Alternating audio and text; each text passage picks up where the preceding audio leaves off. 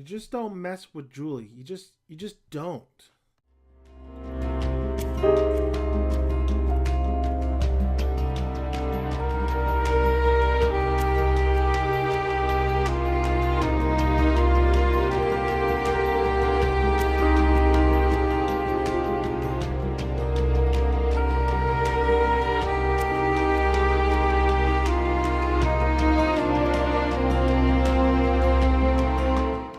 Hey guys, welcome to Dan the Man Reviews. We're reviewing Legend of Korra, Book 4, Episode 5, Enemy at the Gates. Now, once again, this is spoilers, so I'm assuming you've seen this episode.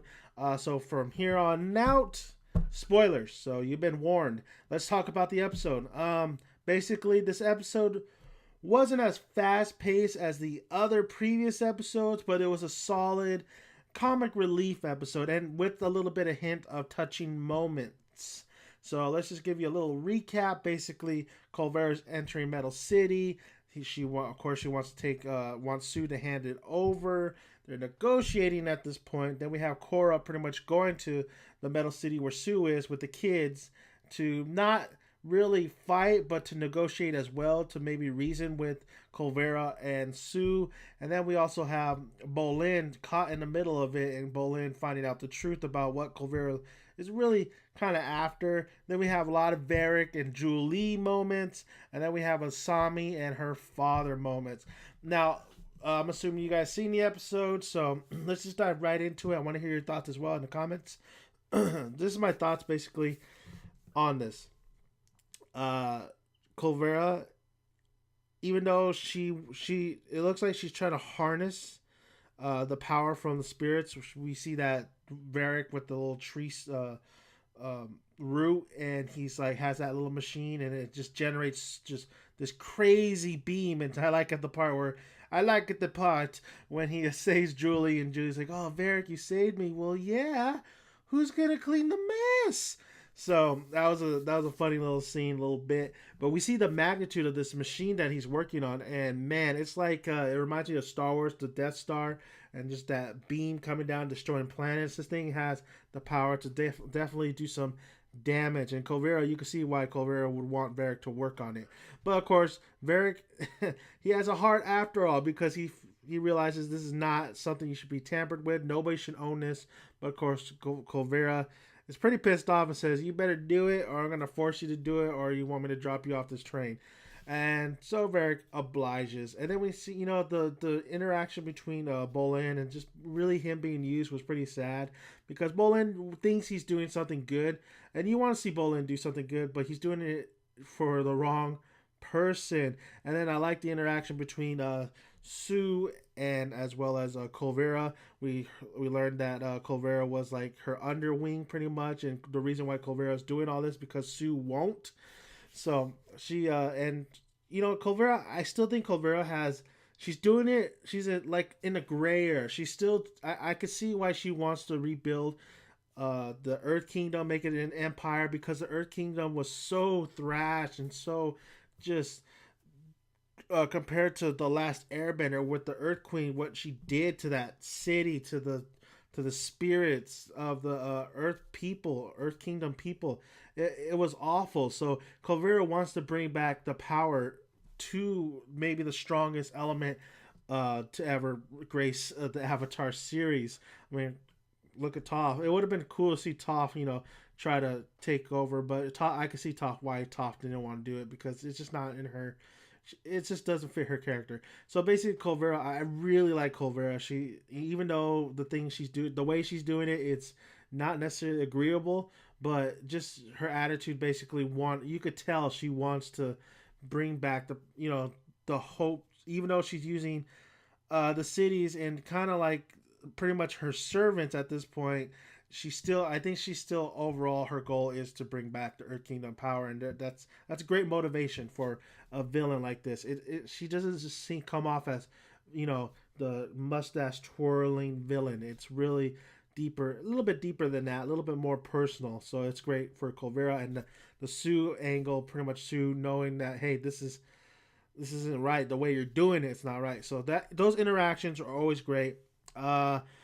But like I said, a lot of comic relief with Bolin and Varric, especially when it was so funny when freaking they break out because Bolin finds the truth, and of course, Colvera says that either you're with us or you're not. You're gonna have to learn the true hard facts.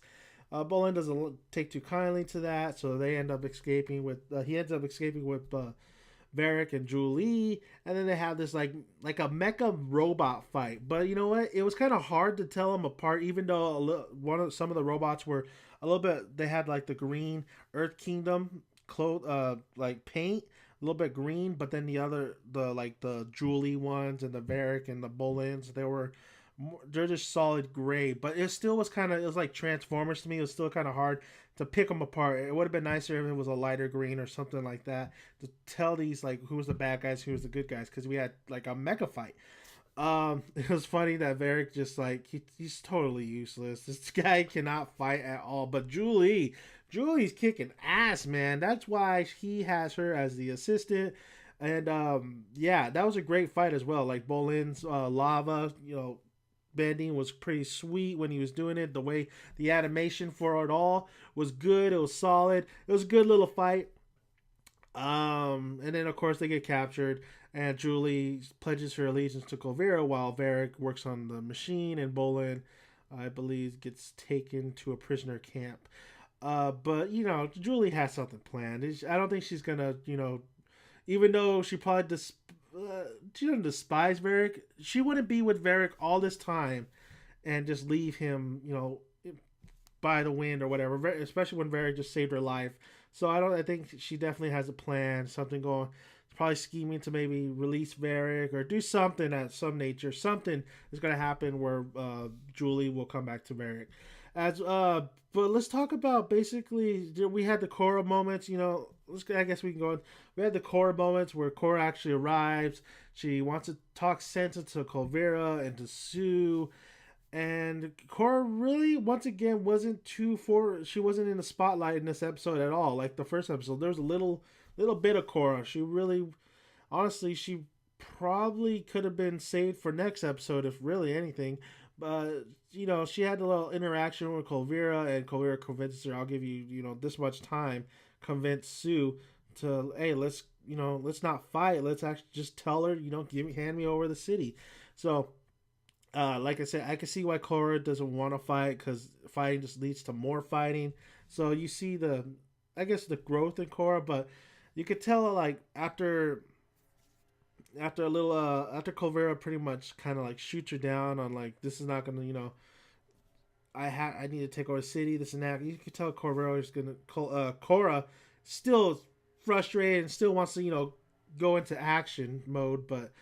It's good that Korra's at least trying to do, the peacekeeping stuff. But I think her character in this episode was whatever. I mean, she came, she talked, and that was it. They could have probably saved her for next episode because they really didn't feel like they needed. I mean, it's the title of the name, but it's like, Korra didn't really do anything in this episode other than just arrive at Metal City. Man. Powerful scenes, so short but emotional scenes with Sami and Sato, her father. You see, I think he was more plumped, and I think in season 1, and boy has prison changed him, because he's more fit, and he has gray hair, and he didn't look like the Sato I saw in season 1. He looked definitely different. But man, those scenes where, she came in the first time, she gives him back the letters. You could tell he still loves her. He regrets doing probably what he did. There's really no reason for what he did, actually. That whole debacle, well, that's another video for another day. Basically, but I loved it. I loved how Sami pretty much, she goes to the park, she clears her mind, she sees, listen, it's real, it touches real life, Family members could do the most hurtful things to you. They could really mess you up. But you could tell when that family member is generally like they really love you, even though they screw up so much, that sometimes you have to be the bigger person. It's going to take a while. And I'm not saying that it works for everybody, but it's going to take a while maybe years, decades, whatever. But at some point, you're going to say, why are we fighting, or why are we doing the things we do when there's only so much time we have on this place called Earth? And we should just reconcile and put our differences aside and at least spend some time. We don't have to be, like it was before, but at least some time where we appreciate, because each other, because we truly, we love, generally, tenderly love the person that, you know, whoever that significant other, if you're like, it just definitely touches down to real life, because like I said, you just don't have that too much time on earth, and sometimes you just got to put aside your hard feelings and just kind of therapy your way into pretty much establishing a relationship once again, because especially a relationship that you've been together for so long. And I'm not saying it works for everybody. I'm talking, this could be for like parents, or it could be divorces where a child feels resentment for one parent, and down the line he just really hates, but he probably sees, or she's probably sees that, hey, this, it didn't work in the past, but that didn't mean that they didn't still love you, because look what all they've done for you, and look, you could just tell when a person generally just loves you. So it was really great to see Asami. She realizes, listen, her father did so much wrong, but he's still her father. He never really hurt her until at that point. He really loved her. He really wanted to protect her. He did it for the right reasons in the wrong way. So she forgave him, and I think that's also what I'm trying to pretty much get to, trying to explain is forgiveness can go a long way. There's no reason. Sometimes there's no reason to just keep that grudge. So basically, yeah. So she forgave her father. I love the scene when she goes back and she says, "Listen, I can't really forgive you to what you did in the past, especially hurting my friends and this and that. But you're still my father. We could little by little reconnect. And here is, let's play Pai Sho."